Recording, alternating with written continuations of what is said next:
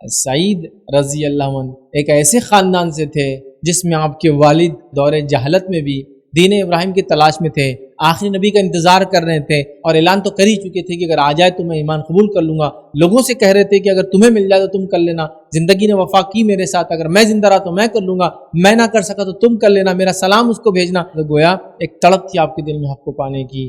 نبی اکرم صلی اللہ علیہ وسلم جیسی نبوت کا اعلان کیا، ان کے بیٹے نے بھی اسلام لا لیا، جو کہ والد سے آلریڈی وہ سن چکا تھا اتنی باتیں، اور وہ توحید پر تھا، اور آلریڈی مشرکین مکہ اور ان کے رسومات سے تنگ آ چکا تھا ان کا خاندان۔ انہوں نے جو اپنی بیوی کو بھی دعوت دی، جو کہ عمر ابن خطاب رضی اللہ عنہ کی بہن تھی، ان کا نام فاطمہ تھا، فاطمہ بنت خطاب یاد رکھیے۔ اور یہ بات بھی بڑی مشہور اور معروف ہے کہ عمر ابن خطاب رضی اللہ عنہ جو اسلام قبول کیے وہ ان دونوں میاں بیوی کی دعوت پر ہی ہوا۔ یہ بات بھی آپ لوگ ہم جانتے ہیں، یہ گویا ان کی فضیلت میں سے بڑی فضیلت ہے کہ عمر ابن خطاب رضی اللہ عنہ جیسی شخصیت بھی ان دونوں مطلب بہن اور بہنوئی، یہ دو صحابہ اور ایک صحابیات کی دعوت کے اوپر پورا واقعہ۔ بہرحال آپ جانتے ہیں عمر ابن خطاب رضی اللہ عنہ یاد رکھیے اپنی وفات کے وقت جو 6 لوگوں کو طے کیا اس میں یہ بھی ایک ہو سکتے تھے، لیکن حضرت عمر کے ذہن میں چونکہ اس لائق تھے کہ خلیفہ بنے مسلمانوں کے، لیکن ان کا نام اس لیے سجیسٹ نہیں کیا حضرت عمر نے کہ ان کو ایسا لگا کہیں ایسا نہ ہو کہ لوگ سمجھے کہ میں اپنے چچا زاد بھائی کو پروموٹ کر رہا ہوں۔ سعید رضی اللہ عنہ یاد رکھیے مستجاب الدعوات تھے،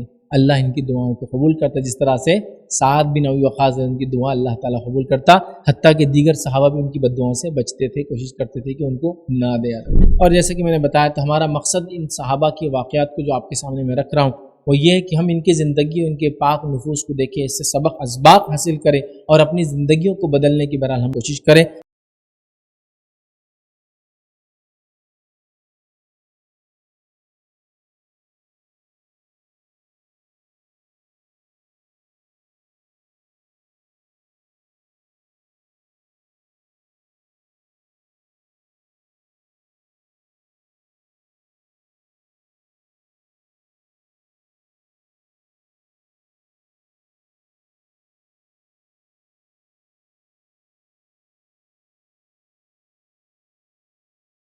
بسم اللہ الرحمن الرحیم، ان الحمد للہ نحمده ونستعینه ونستغفره ونعوذ باللہ من شرور انفسنا ومن سیئات اعمالنا، من يهدي الله فلا مضل له ومن يضلل فلا هادي له، واشهد ان لا اله الا الله وحده لا شريك له، واشهد ان محمدا عبده ورسوله، وبعد فان خير الحديث كتاب الله وخير الهدي هدي محمد صلى الله عليه وسلم، وشر الامور محدثاتها وكل محدثة بدعة وكل بدعة ضلالة وكل ضلالة في النار، وقال عز وجل في القرآن المجيد أعوذ بالله من الشيطان الرجيم بسم الله الرحمن الرحيم يا أيها الذين آمنوا اتقوا الله حق تقاته ولا تموتن إلا وأنتم مسلمون، وقال يا أيها الناس اتقوا ربكم الذي خلق من نفس واحدة وخلق منها زوجها بث منهما رجالا كثيرا ونساء واتقوا الله الذي تسألون به والأرحام إن الله كان عليكم رقيبا، وقال يا أيها الذين آمنوا اتقوا الله وقولوا قولا سديدا يصلح لكم أعمالكم ويغفر لكم ذنوبكم ومن يطع الله ورسوله فقد فاز فوزا عظيما،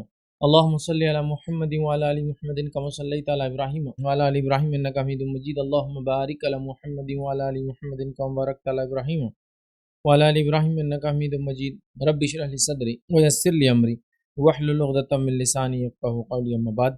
تمام تعریفیں اس اللہ عز و جل کے لائق و زیبا ہے جو تمام جہانوں کا بنانے والا اور اسے پالنے والا ہے، اور درود و سلام اس کے آخری نبی محمد صلی اللہ علیہ وسلم پر۔ الحمدللہ ہم تمام یہیں اس ہفتے واری درس لے جمع ہوئے انشاءاللہ عزیز، اس مختصر سے وقت میں جو سلسلہ اور جو کڑی کی ہم نے شروعات کی تھی، اور ہم جو ہے اس کے اندر جو عشرہ مبشرہ کا ایک سلسلہ ہم دیکھ رہے تھے، اور اس میں کڑی در کڑی ہم نے چیزوں کو دیکھا، اور آج ہم اس کے جو ہے 9th پارٹ میں جمع ہوئے یا 9th سیشن میں جمع ہوئے، یا وہ شخصیت کو ہم دیکھیں گے جو ایک حدیث کی روایت کے مطابق نبی اکرم صلی اللہ علیہ وسلم نے جس میں 10 صحابہ کے نام لیے اور یہ کہا کہ جنتی ہے، ان میں 9 نمبر پہ ان کا نام لیا، تو ویسے ایک حدیث کی ترتیب سے ہم چیزوں کو آپ کے سامنے رکھنے کی جو کوشش کر رہے ہیں، تو اس حدیث کے اندر جو کہ خود جس شخصیت کا تذکرہ آج میں کروں گا وہی اس کے راوی ہے، اس کے اندر نبی اکرم صلی اللہ علیہ وسلم نے جب 10 نام لیے تو اس صحابی کا نام جو ہے 9 نمبر پہ لے یاد رکھیے، اور آج جس شخصیت کے تعلق سے ہم بات دیکھیں گے وہ ہوں گے سعید بن زید رضی اللہ عنہ، یاد رکھیے سعید بن زید رضی اللہ عنہ یاد رکھیے، یہ خود ایک حدیث کے راوی جس کے اندر عشرہ مبشرہ کا تذکرہ ہے، اور 2 ہی لوگوں نے اس حدیث کو روایت کیا، اور دونوں عشرہ مبشرہ میں سے جس میں سے ایک جو ہے سعید بن زید رضی اللہ عنہ اور دوسرے عبد الرحمن ابن عوف رضی اللہ عنہ، ان دونوں نے اس حدیث کو روایت کیا، تو ایک حدیث کے مطابق جس کے اندر خود سعید بن زید رضی اللہ عنہ اس حدیث کو روایت کرتے ہیں، انہوں نے جو بات بتائی اس میں خود کا نام بتایا کہ اللہ کے رسول نے ان کا نام 90 مقام پر لیا. ظاہر سی بات ہے ہم اس ایک حدیث کی ترتیب سے میں آپ کے سامنے چیزوں کو رکھ رہا ہوں، تو اس میں ہم 9 نمبر پر سعید بن زید رضی اللہ عنہ کے تعلق سے آج ان کی مختصر سیرت آپ کے سامنے رکھنے کی کوشش کروں گا. اس سیرت کے اندر ایک نمایاں پہلو ان کے والد کا آپ کو نظر آئے گا، اور اس واقعے میں ان کے والد کے تعلق سے بھی کچھ باتوں کا تذکرہ کروں گا جو کہ عموماً ہم نے دیگر عشرہ مبشرہ میں شخصیات صحابہ ہم نے دیکھیں، ان میں دیگر کے والد کے تعلق سے آپ کو اتنا تذکرہ نہیں ملے گا جتنا ان کا ملے گا. اور اس بات سے جب ان کے والد کا تذکرہ میں آپ کے سامنے رکھوں گا، ایک بات واضح بھی ہوں گی کہ جو والدین ہوتے ہیں ان کی نیکیاں ان کے بچوں کے سامنے بھی کہیں نہ کہیں آتی ہے، یاد رکھیے. کیونکہ ان کے والد ایک بڑے نیک انسان تھے، یاد رکھیے. اور صرف نیک انسان نہیں تھے، یہ ان چند لوگوں میں سے تھے جو حق کی تلاش میں. تو بہرحال ان کے والد کی بھی شخصیت نمایاں نظر آتی ہے، اور اس سے ایک بات پتہ چلتی ہے کہ والدین کی نیکیاں بچوں کے سامنے بہرحال آتی ہے. کیونکہ ان کے والد اس دور میں جس دور میں بت پرستی عام تھی، یہ دین حق کی تلاش میں رہا کرتے تھے. تو کچھ باتیں ان کی والد کے تعلق سے بھی جو ہے کچھ نہیں کافی باتیں انشاءاللہ اس سیرت میں آئیں گی. وہ اس لیے کہ ہم کو اس سے ایک بات یہ بھی پتہ چلتی ہے کہ حق پر ہونا، سچ پر ہونا، توحید پر ہونا کتنا اہم ہے، یاد رکھیے. چلیے آگے بڑھتے ہیں. تو سعید بن زید رضی اللہ عنہ ان صحابہ میں سے یاد رکھیے جو عشرہ مبشرہ میں سے ایک ہے، یاد رکھیے. اسی طرح یہ عشرہ مبشرہ کی جو روایت ہے جو 2 لوگوں نے روایت کی، ان میں سے یہ خود ایک. عشرہ مبشرہ کی روایت عشرہ مبشرہ میں سے 2 لوگوں نے روایت کی، یاد رکھیے. ایک سعید بن زید رضی اللہ عنہ اور ایک عبد الرحمن بن عوف رضی اللہ عنہ، یاد رکھیے. چلیے آگے بڑھتے ہیں. ان کے خاندان کے تعلق سے کچھ باتیں دیکھتے ہیں. سعید بن زید رضی اللہ عنہ، یاد رکھیے، عمر بن خطاب رضی اللہ عنہ کے جو ہے چچا زاد بھائی تھے، چچا کے لڑکے تھے. سمجھ رہے؟ مطلب زید جو تھے وہ خطاب کے بھائی تھے، یاد رکھیے، عمر بن خطاب کے والد. ٹھیک ہے، تو یہ چچا زاد بھائی بھی تھے، اور ساتھ میں عمر بن خطاب رضی اللہ عنہ کے بہنوئی بھی تھے، یاد رکھیے. عمر بن خطاب کی بہن فاطمہ خطاب، یاد رکھیے، فاطمہ بنت خطاب، یاد رکھیے، یہ ان کی بیوی تھے، یاد رکھیے، سعید رضی اللہ عنہ. آپ کا تعلق یاد رکھیے قبیلے جو ہے بنو عدی سے تھا، جو کہ قریش کی ایک برانچ تھی، یاد رکھیے، شاخ تھی. اور آپ کی والدہ کا نام فاطمہ تھا، ٹھیک ہے، جو کہ قبیلے بنو خزاع سے، یاد رکھیے، آپ کا تعلق تھا، یاد رکھیے. سعید بن زید، یاد رکھیے، ان کے والد کا پورا نام جو ہے زید بن عمرو بن نفیل تھا، یاد رکھیے، زید بن عمرو بن نفیل تھا، یاد رکھیے، جو کہ زمانے جاہلیت میں دین ابراہیم پر تھے، یاد رکھیے. ٹھیک ہے، اور یہ توحید پر تھے، یاد رکھیے. یہ بتوں کی عبادت نہیں کرتے تھے، بتوں کے سامنے چڑھاوے نہیں چڑھاتے تھے، بتوں کے سامنے قربانیاں نہیں کرتے تھے، اور دین ابراہیم کی تلاش میں تھے، مطلب ہونے کی کوشش کرتے تھے. لیکن یہ بات تو طے ہے کہ یہ توحید پر تھے. وہ کیسے، انشاءاللہ آگے بات آئیں گی تو یہ بات آپ کو سمجھ میں آ جائیں گی کہ وہ توحید پر کیسے تھے. لیکن دین ابراہیم اس زمانے میں موجود نہیں تھا. تھوڑی بہت جو باتیں تھی بہرحال وہ تھی، لیکن ایک اللہ کو ماننے کی بات اور اہمیت تو یہاں پتہ چلتی ہے وہ کتنی تھی، یاد رکھیے، توحید پر تھے، یاد رکھیے. تو یہ قربانیاں نہیں کرتے تھے، یاد رکھیے، اور بتوں کے سامنے جھکتے نہیں تھے، چڑھاوے چڑھاتے نہیں تھے، بلکہ ان کی عبادتوں کو برا مانتے تھے. اور یہ اصحاب فیل کے واقعے جو سورہ فیل میں ہے نا، اصحاب فیل کا جو واقعہ تھا، انہوں نے اپنی آنکھوں سے یہ واقعہ دیکھا تھا. مطلب یہ موجود تھے اس وقت جب یہ واقعہ ہوا، ابرا کا لشکر وغیرہ یہ سب. تو یہ جو پہاڑوں پہ قریش چلے گئے تھے ان میں سے ایک تھے جنہوں نے اپنی آنکھوں سے اس واقعے کو دیکھا تھا، یاد رکھیے. اب زید بن عمرو بن نوفل، یاد رکھیے، یہ نبی اکرم صلی اللہ علیہ وسلم کے نبوت سے 5 سال پہلے انتقال کر گئے تھے. مطلب یہ صحابی نہیں تھے، لیکن نبی اکرم صلی اللہ علیہ وسلم نے اپنی زندگی میں ان کو دیکھا تھا. مطلب یہ ایمان کی حالت میں تو نہیں تھے. نبوت سے 5 سال پہلے نبی اکرم صلی اللہ علیہ وسلم کو جب نبوت ملی اس سے 5 ایئرس پہلے ان کا انتقال ہو گیا، لیکن نبی اکرم صلی اللہ علیہ وسلم نے ان کو دیکھا تھا، یاد رکھیے، یہ بات بالکل طے ہے. اور یہ تلاشی حق میں تھے، اور یہ تلاشی حق میں، یاد رکھیے، شام، عراق اور کئی علاقوں کا بہرحال اس معاملے میں سفر بھی کر چکے تھے. اور یہ کہا کرتے تھے، قول جو ان کا آتا ہے وہ کہا کرتے تھے، اے اللہ تو گواہ ہے کہ میں تیرے نبی حضرت ابراہیم کے دین پر ہوں. یہ کیا کہتے تھے؟ اے اللہ تو گواہ رہنا میں حضرت ابراہیم علیہ السلام کے دین پر ہوں. اسی طرح وہ کہا کرتے تھے، اے اللہ اگر مجھے معلوم ہو کہ تجھے عبادت کا کون سا طریقہ پسند ہے تو میں اسی طریقے پہ تیری عبادت کروں گا. یہ بھی کہا کرتے تھے، اے اللہ اگر مجھے پتہ چل جائے کہ تجھے کون سا عبادت کا طریقہ پسند ہے تو میں اسی طریقے پہ اپنی زندگی کو گزار دوں گا. یاد رکھیے، انہوں نے اپنے آرزو کا اظہار اس طرح سے بھی کیا تھا جو آخری نبی کے دیدار کے تعلق سے، جب ان کو کچھ جگہ علم حاصل ہوا یہود اور نصارہ سے کہ آخری نبی آنے والے، تو یہ کہا تھا انہوں نے، اے اللہ اگر تو نے مجھے اس خیر و برکت سے محروم رکھا ہے لیکن میرے بیٹے کو اس خیر و برکت سے محروم نہ رکھنا. جب آخری نبی کے بارے میں بشارتیں ملی تو انہوں نے یہ دعا کی اللہ سے، اے اللہ تو نے مجھے آخری نبی کی خیر و برکت سے اگر محروم رکھا، چونکہ جب تک نبی اکرم صلی اللہ علیہ وسلم کی بعثت نہیں ہوئی تھی، تو اے اللہ میرے بیٹے کو اس خیر و برکت سے محروم نہ رکھنا، یہ بھی دعا کرتے تھے۔ یہ دعا یاد رکھی قبول ہوئی، اور یہ تو انتقال 5 سال پہلے کر گئے تھے نبوت سے۔ نبی اکرم صلی اللہ علیہ وسلم نے جب نبوت کا اعلان کیا، ان کے بیٹے اولین اسلام لانے والوں میں سے ایک بن کے یاد رکھے، اور بالکل ابتدائی دور میں اسلام لا لیا، اس لیے کہ اپنے والد اور اپنے گھرانے کی تعلیم یہ دیکھ رہے تھے وہ توحید کی تھی، اور نبی اکرم صلی اللہ علیہ وسلم بھی جو تعلیمات لے کے آئے تھے وہ بھی توحید کی تھی، تو فوراً انہوں نے اسلام کو قبول کر لیا۔ اور اسی سے میں نے کہا تھا آپ کو کہ والدین کے نیکیاں، والدین کا نیکوکار ہونا اولاد کے لیے فائدہ مند ثابت ہوتا ہے۔ چلیے آگے بڑھتے ہیں۔ ایک مرتبہ یہ خود فرماتے ہیں، ان کا ایک واقعہ آتا ہے، کون؟ زید کا، جو کہ سعید بن زید یاد ہے، سعید رضی اللہ عنہ کے والد ہیں۔ ان کا ایک واقعہ آتا ہے کہ انہوں نے ایک بار دیکھا کہ قریش کو تہوار منا رہے ہیں، نئے کپڑے پہنے ہوئے ہیں، اچھے امامے باندھے ہوئے، اچھا لباس پہنا ہے، جانوروں کو نہلا رہے دھلا رہے ہیں، بکریوں کو قربانی کے لیے جانوروں کو تیار کر رہے ہیں، اور بتوں کے سامنے جانوروں کی قربانیاں کر رہے ہیں۔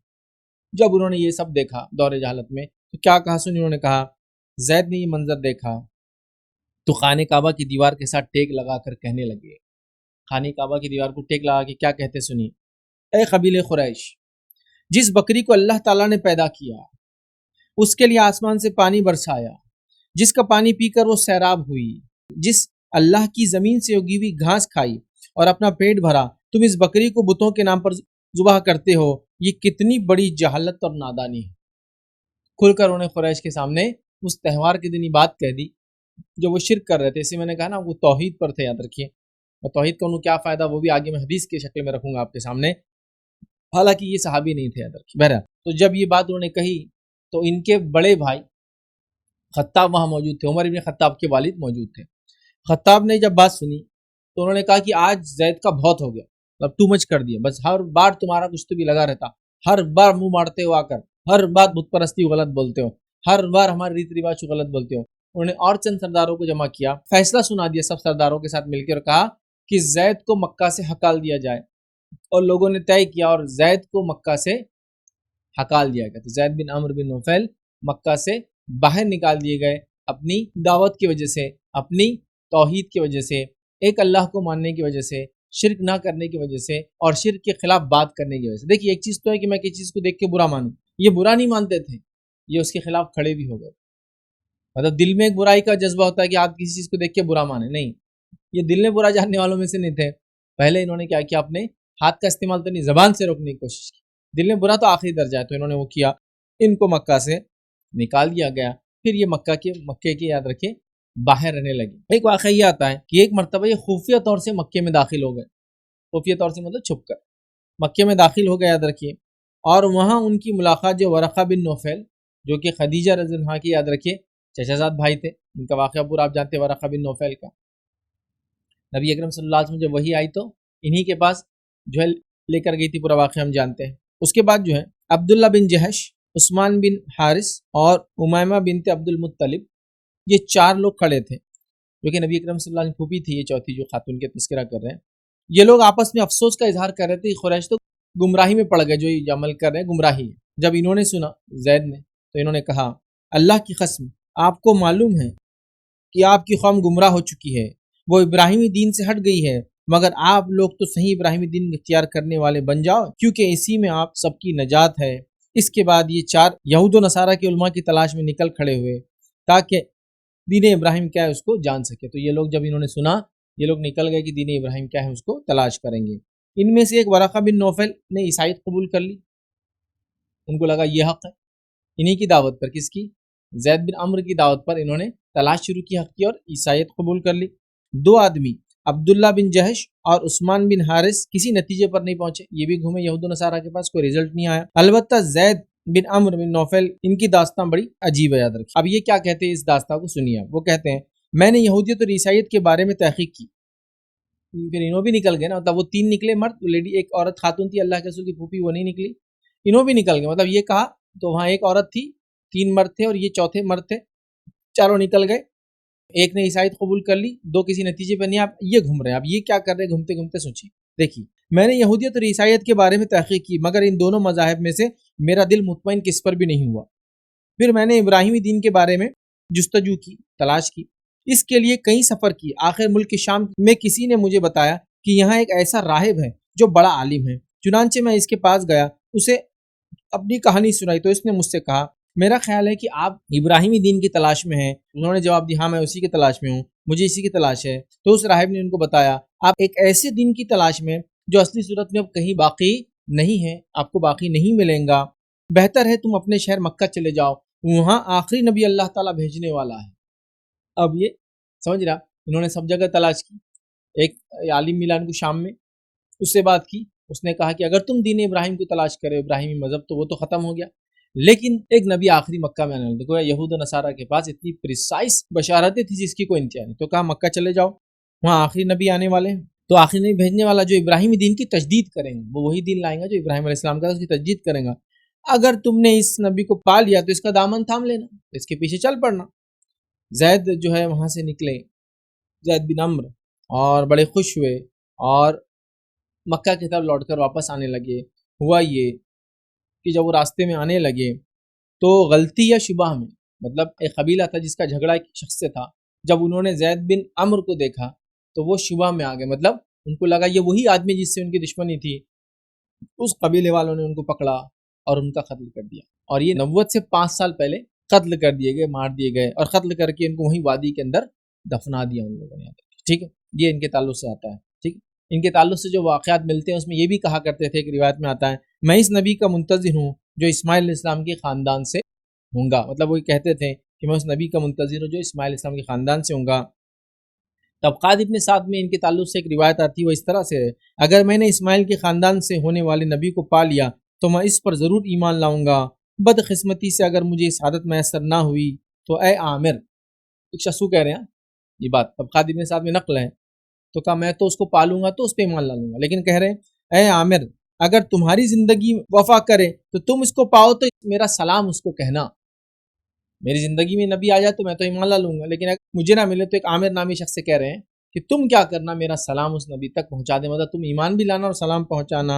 عامر بن ربیعہ نے نبی اکرم صلی اللہ علیہ وسلم کی بعثت کے بعد اسلام قبول کیا، یہ صحابی بنے، اور زید بن عمرو کا سلام نبی اکرم صلی اللہ علیہ وسلم کو پیش کیا، آپ نے اس کے سلام کا جواب دیا، اس کے لیے رحمت کی دعا فرمائی، اور یہ فرمایا جو میں نے کہا نا وہ توحید پر تھے، اور توحید کا کیا فائدہ ہوتا سن لیجئے، آپ نے سلام کا جواب دیا، رحمت کی دعا کی، اور نبی کی رحمت کسی کے لیے مغفرت کا ذریعہ بنتی ہے، رحمت کی دعا کرنا، رحمت کی دعا کی، سلام کا جواب دیا، دعائیں فرمائی، اور کیا فرمایا سنیے، میں نے زید کو جنت میں دیکھا ہے، میں نے زید کو جنت میں دیکھا ہے۔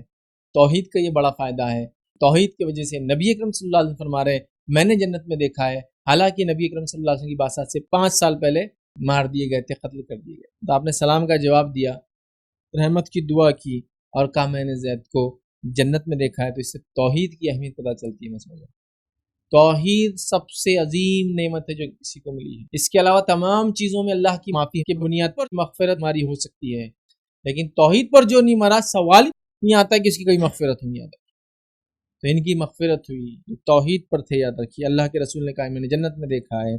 بعد میں جب جو ہے سعید بن زید اور عمر بن خطاب رضی اللہ عنہ نبی اکرم صلی اللہ علیہ وسلم کی خدمت میں پہنچے اور پوچھا تو آپ صلی اللہ علیہ وسلم پھر فرمایا، جب ان کو خبر ملی کہ اللہ کے رسول نے ایسا کہا کہ زید جنت میں، تو دونوں آئے، ایک بیٹے اور ایک بھتیجے، دونوں آئے، تو نبی اکرم صلی اللہ علیہ وسلم سے سامنے آئے تو اللہ کے رسول نے کیا جواب دیا، اللہ تعالیٰ زید کی مغفرت کرے، اس پر رحم کرے، وہ ابراہیم دین پر مرا اور قیامت کے دن تنہا ایک امت کی حیثیت سے اٹھیں گا، وہ اکیلے ہوں گے لیکن ایک امت کی حیثیت سے اٹھیں گے۔ ایک روایت میں الفاظ ہے عیسیٰ کے اور میرے بیچ میں جو ہے زید بن عمرو ہے، باقی لوگ نہیں دیکھو، اور یہ ایک امت کی حیثیت سے اٹھیں گے۔ امت سمجھتے آپ، امت تو ایک گروپ ہوتا ہے، لیکن جب کوئی بھی توحید پر حقیقی دین پر نہ ہو تو ایک آدمی کا بھی اس پر ہونا وہ امت ہو جاتا ہے۔ تو کہا یہ امت کی حیثیت سے اٹھیں گا، یاد رکھیے، اور ایک عظیم یاد رکھیے خوبی جو زید بن عمرو بن نفیل کی تھی، یاد رکھیے، دور جہالت میں بھی جب لڑکیوں کو خورے زندہ دفنا دیتے تھے، یہ جا کے ان سے گزارش کر کے ان لڑکیوں کو مانگ لیتے تھے، مانگنے کے بعد رکھ کر بڑا کرتے تھے، بڑی ہونے کے بعد اگر اس کا والد لے جانا چاہتا تو واپس لوٹا دیتے تھے، اگر نہ لے جانا چاہے تو آپ اس کی تربیت کر کے اس کا نکاح کر دیا کرتے تھے۔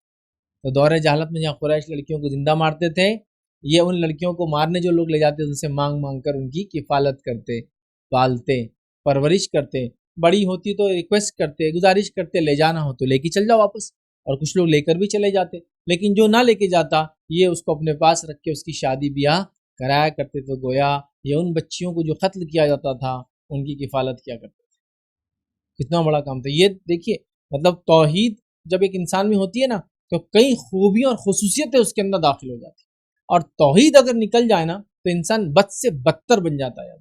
تو بہرحال یہ توحید کا نتیجہ تھا، آپ نے یہ کیا۔ تو گویا دور جہالت میں بھی سعید رضی اللہ عنہ ایک ایسے خاندان سے تھے جس میں آپ کے والد دین ابراہیم کی تلاش میں تھے، آخری نبی کا انتظار کر رہے تھے، اور اعلان تو کر ہی چکے تھے کہ اگر آ جائے تو میں ایمان قبول کر لوں گا۔ لوگوں سے کہہ رہے تھے کہ اگر تمہیں مل جائے تو تم کر لینا، زندگی نے وفا کی میرے ساتھ، اگر میں زندہ رہا تو میں کر لوں گا، میں نہ کر سکا تو تم کر لینا، میرا سلام اس کو بھیجنا، وغیرہ وغیرہ۔ تو گویا ایک تڑپ تھی آپ کے دل میں حق کو پانے کی، تو یہ بہت بڑی بات ہے، اور اس سے توحید کی عظمت اور فضیلت پتہ چلتی ہے۔ اسی لیے میں نے ان کا واقعہ اتنی تفصیل میں ان کے والد کا رکھا، حالانکہ عشرہ مبشرہ میں سے کسی کے والد پہ ہم نے کبھی تذکرہ نہیں کیا اب تک، لیکن ان کے والد کا ہم نے اتنی تفصیلات دیکھی۔ ریزن کہ کس خاندان سے تھے سعید رضی اللہ عنہ، آپ کو پتہ چلنا چاہیے۔ اور والدین کی نیکی بچوں کے سامنے آتی ہے، یہ والد کی نیکی تھی جو تلاش حق میں تھے اور اپنے بیٹے کو نصیحت کرتے تھے۔ نبی اکرم صلی اللہ علیہ وسلم جیسی نبوت کا اعلان کیا، ان کے بیٹے نے بھی اسلام لا لیا، کیونکہ والد سے آلریڈی وہ سن چکا تھا اتنی باتیں، اور وہ توحید پر تھا، اور آلریڈی مشرکین مکہ اور ان کے رسومات سے تنگ آ چکا تھا ان کا خاندان۔ بہرحال اب آئیے سعید رضی اللہ عنہ کے تعلق سے ان کے والد کا واقعہ یہاں ختم ہوتا ہے۔ سعید رضی اللہ عنہ کے تعلق سے دیکھتے ہیں آپ کا قبول اسلام۔ تو یاد رکھیے نبی اکرم صلی اللہ علیہ وسلم کی بعثت جب ہوئی، یاد رکھیے تو اولین لوگوں میں سے آپ تھے جس نے اسلام قبول کیا، اور آپ کی عمر جب 20 ایئرس تھی، 20 سال کے آپ نوجوان تھے جب آپ نے اسلام قبول کیا، اور کسی کو اس میں شبہ نہیں تھا کہ یہ کام سعید کر سکتے، چونکہ ان کے والد خود زید جو اس کی تلاش میں لگے ہوئے تھے، سب کو پتا تھا یہ لڑکا بھی تو وہی کرے گا جو ان کے والد نے کیا، اور نبی اکرم صلی اللہ علیہ وسلم وہی دعوت لے کر آئے تھے جس کی تلاش میں ان کے والد تھے، اور جس کی دعوت یہ بھی دے رہے تھے کہ بتوں کے سامنے قربانی مت کرو، ان کو نظریں مت چڑھاؤ، ان کی عبادتیں مت کرو، ان کے سامنے مت جھکو، یہ سب غلط ہے، اور اسی وجہ سے مکہ سے نکالے گئے تھے، مطلب اپنے شہر سے نکال دیے گئے تھے۔ صحیح بات پتہ چلتی، حق بات جب کوئی کرتا ہے تو اس کو اس کے خاندان، اس کے شہر، اس کے ملک والے اس کو نکال دیتے ہیں اس سے۔ نبی اکرم صلی اللہ علیہ وسلم کے ساتھ بھی یہی ہوا ہے، اور اس زمانے میں یہی ہوتا، لوگ بستی سے یا تو ختم کر دیتے تھے، ختم نہیں کر سکے تو بستی سے نکال دیتے تھے۔ بہرحال تو 20 سال کی عمر میں بالکل ابتدائی اولین مسلمانوں میں سے یہ بھی ایک مسلمان ہے، یاد رکھیے، اور یہ کوئی تعجب کی بات نہیں، جیسا ان کے والد خود اسی کے تلاش میں تھے، یاد رکھیے۔ اور انہوں نے جو اپنی بیوی کو بھی دعوت دی، جو کہ عمر ابن خطاب رضی اللہ عنہ کی بہن تھی، ان کا نام فاطمہ تھا، فاطمہ بنت خطاب، یاد رکھیے، تو ان کو بھی دعوت دی، یاد رکھیے۔ دونوں میاں بیوی جو مسلمان ہو گئے، اور ہم جانتے، یاد رکھیے، جو مسلمان ہونے کے ناطے ابتدائی دور میں لوگوں کو تکلیف آئی، ان دونوں میاں بیویوں کو وہ ساری تکلیفیں آئی، اور یہ بات بھی بڑی مشہور اور معروف ہے کہ عمر ابن خطاب رضی اللہ عنہ جو اسلام قبول کیے وہ ان دونوں میاں بیوی کی دعوت پر ہی ہوا، یہ بات بھی آپ لوگ ہم جانتے ہیں۔ یہ گویا ان کی فضیلت میں سے بڑی فضیلت ہے کہ عمر ابن خطاب رضی اللہ عنہ جیسی شخصیت بھی ان دونوں، مطلب بہن اور بہنوئی، یہ دو صحابہ اور ایک صحابیات کی دعوت کے پر پورا واقعہ۔ بہرحال آپ جانتے ہیں، تفصیلات میں سمجھتا ہوں جاننے کی ضرورت نہیں، بہت مشہور اور معروف واقعہ ہے کہ عمر ابن خطاب رضی اللہ عنہ اللہ کے رسول صلی اللہ علیہ وسلم سے بڑے ناراض تھے ایک بار، اور قتل کے ارادے سے گھر سے نکلے۔ جب نکلے تو ایک صحابی نے دیکھ لیا، جب تیور دیکھے تو سمجھ گئے ننگی تلوار لے کے عمر نکلے تو کچھ ہونے والا ہے، پوچھ لیا کہ عمر کہاں جا رہے ہو؟ تو عمر نے کہا کہ محمد صلی اللہ علیہ وسلم قتل کرنے جا رہا ہوں۔ اس صحابی نے فوراً بھاپ لیا، اور آپ نے رخ بدلنا چاہا اور فوراً کہہ دیا کہ نبی اکرم صلی اللہ علیہ وسلم کے بارے میں کیا کہتے ہو؟ اپنے بہن اور بہنوئی کو تو دیکھ لو پہلے۔ کیوں کہا انہوں نے اپنے بہن اور بہنوئی کو دیکھ لو پہلے؟ اس لیے کہ اگر یہ اسی غصے میں نبی اکرم صلی اللہ علیہ وسلم کے پاس جائے کچھ نقصان کر دے تو اس سے بہتر ہے کسی صحابی کو نقصان ہو۔ آپ سمجھ رہے ہیں؟ اس لیے نہیں کہ انہوں نے کوئی بدلہ نکالا، دھوکے سے نہیں، وہ چاہ رہے تھے کہ اللہ کے رسول صلی اللہ علیہ وسلم تک یہ اس طرح سے نہ جائے۔ کہا اپنے بہن اور بہنوئی کو تو دیکھ لو ذرا۔ کہا اچھا ابھی دیکھتا ہوں۔ اپنے بہن کے گھر کی طرف بڑھے، اور جب وہاں بڑے، یاد رکھیے، تو اندر وہ قرآن پڑھ رہے تھے، اور ان کو جو ہے روایت میں آتا ہے کہ خباب بن عرت رضی اللہ عنہ سکھا رہے تھے۔ جب انہوں نے خود جا کے دیکھا دروازے سے جھانک کر تو دیکھا عمر ابن خطاب ہے، جیسے دیکھا تو جا کر یہ چھپ گئے کہ کہا عمر ہے اور غصے میں ہاتھ میں تلوار ہے، کچھ نہ کچھ مسئلہ ہونے والا ہے۔ ان کے بہنوئی تھے، دروازہ کھولا گیا، عمر رضی اللہ عنہ کی جو ہے بہن وہاں آئی، ابھی اسلام نہیں قبول کیا حضرت عمر نے، اور آ کر حضرت عمر نے کہا کیا پڑھ رہے تھے تم، کیا کر رہے تم، اور بہنوئی کو خوب مارا، خوب مارنے لگے، یاد رکھیے روایت میں آتا ہے اتنا مارا کہ خون وغیرہ سب نکال دیا۔ بہن کو برداشت نہیں ہوا کہ اس کے شوہر کے ساتھ یہ ہو رہا ہے، وہ بیچ میں گئی، حضرت عمر نے اس کو بھی مارا، خود مارنے سے اس کا بھی چہرہ لہو لہان ہو گیا، خون وغیرہ نکل گیا، لیکن پھر تھوڑا سا وہ ہوئے بہن کو اس حالت میں دیکھ کے، کیونکہ ظاہر سی بات ہے یہ خطاب کا بیٹا ہے تو وہ بھی خطاب کی بیٹی ہے، مطلب دونوں اتنے مضبوط تھے اپنے آپ میں، اپنے عقیدے میں، یہ برائی میں اتنی شدت میں تھے تو بہن اتنی اچھائی میں تھی. کہا عمر جو کرنا ہے کر لو، مارنا ہے مار دو، لیکن اس دین سے ہم پھر نہیں سکتے، جاؤ کیا کرنا ہے کر لو. تو ایک دم پریشان ہو گئے، ایسا کیسا چیلنج کر دی بہن نے مجھے کہ جاؤ جو کرنا ہے کر لو. کہا کیا پڑھ رہے تھے؟ اور وہ سارا واقعہ بہرحال جانتے ہیں. اور عمر ابن خطاب رضی اللہ عنہ کا دل نرم ہوا، وہاں سے آپ نکلے. کہا نبی کریم صلی اللہ علیہ وسلم کہا ہے آپ کو بتایا گیا کہ آپ دار الخم میں، ایک وادی کے اندر ایک گھر تھا، وہاں دار الخم نام تھا اس کا، وہاں آپ پہنچے اور اس کے بعد آپ نے جا کر وہاں نبی کریم صلی اللہ علیہ وسلم کا اسلام قبول کیا. حالانکہ اس سے پہلے حمزہ رضی اللہ عنہ ایمان کچھ ہی دن پہلے، شاید 3 دن پہلے ایمان لائے تھے، لیکن وہ حمزہ رضی اللہ عنہ کی ایمان لانے سے وہ فائدہ مسلمانوں کو نہیں ہوا جو عمر ابن خطاب رضی اللہ عنہ کے اسلام لانے سے ہوا، کہ آپ کے اسلام لانے کے بعد لوگوں نے کعبے کے اندر کھل کر نماز مسلمانوں نے پڑھنا شروع کر دی آپ کی ایمان لانے کے بعد. اور یہی وجہ ہے کہ نبی اکرم صلی اللہ علیہ وسلم کو لقب فاروق دیا، حق اور باطل میں فرق کرنے والا، کہ ان کے ایمان لانے کے بعد کعبے کے اندر مسلمان کھل کر نماز پڑھنے لگے. چونکہ حضرت عمر رضی اللہ عنہ جب ایمان لائے، اسلام قبول کیا، کعبے کی طرف طواف کیا، یہ ہمت دیکھ کر دیگر صحابہ بھی گھروں سے نکلے اور پھر نماز کھل کر جو ہے کعبے میں شروع ہو گئی. یاد رکھیں جو نفل نمازیں چھپ چھپ کر پہاڑوں میں وادیوں میں کی جاتی تھی اب کھل کر پڑھی جانے لگی. چونکہ عمر ابن خطاب رضی اللہ عنہ نے سب کچھ چیلنج کر دیا تھا مشرکین، کیونکہ ہے کسی میں دم تو میرے سامنے آئے. اور ظاہر سی بات ہے عمر ابن خطاب رضی اللہ عنہ دور جہالت میں بڑے مشہور تھے، معروف تھے، جنگی مہارتوں کے معاملے میں، طاقت اور جسمانی توانائی کے معاملے میں، اثر و رسوخ کے معاملے میں، مالدار بھی انسان تھے، غریب نہیں تھے، یاد رکھیے. تو بہرحال مسلمانوں کو کھل کر عبادتیں کرنے کا پہلی بار موقع ملا، تبھی ان کو اس حوالے سے لقب ملا الفاروق، فرق کرنے والا. بہرحال چلیے آگے بڑھتے ہیں. اسی کے بعد یاد رکھیں سعید رضی اللہ عنہ کی والدہ بھی بشرف اسلام ہوئی اور آپ بھی مسلمان ہو گئے. یاد رکھیے جن کا نام فاطمہ تھا. یہ تفصیلات ہم دیکھ چکے، والد کی تفصیلات ہم دیکھ چکے اس سے پہلے، یاد رکھیں ٹھیک ہے. اور انہوں نے سعید رضی اللہ عنہ، ان کی بیوی فاطمہ نے اور ان کی والدہ فاطمہ نے سب نے بڑی تکلیفیں اٹھائی. یاد رکھیے مکے میں ساری تکلیفیں جو سب کو دی گئی ان کو بھی دی گئی. اب اس کے بعد انہوں نے ہجرت کی مدینہ کی طرف. یاد رکھیے اب ہجرت مدینہ میں یاد رکھیے یہ نکلے اور مدینہ بہرحال چلے گئے. مدینہ جانے کے بعد نبی اکرم صلی اللہ علیہ وسلم نے کچھ زمین وغیرہ ان کو دی، تو اس پہ انہوں نے اپنا ایک مکان تعمیر کر لیا اور مدینہ میں بہرحال وہیں رہنے لگے. اور وہاں یاد رکھیے مدینہ میں جو ہے نبی اکرم صلی اللہ علیہ وسلم کی مواقعات باندھی. اور سعید بن زید کی مواقعات یاد رکھیے رافع بن مالک انصاری سے ہوئی، جو کہ ابتدائی دور کے انصاری مسلمان ہیں. یاد رکھیے ٹھیک ہے، ان سے ان کی ہوئی. یاد رکھیے اب غزوات کا معاملہ تو یاد رکھیے سعید بن زید رضی اللہ عنہ نے یاد رکھے غزوہ بدر چھوڑ کر تمام غزوات میں حصہ لیا. غزوہ بدر چھوڑ کر تمام میں حصہ لیا. یاد رکھیے. اور ہم جانتے ہیں بہت کم صحابہ تھے ایسے جو بدر میں شامل نہ ہو سکے تھے، یہ بھی ان میں سے تھے.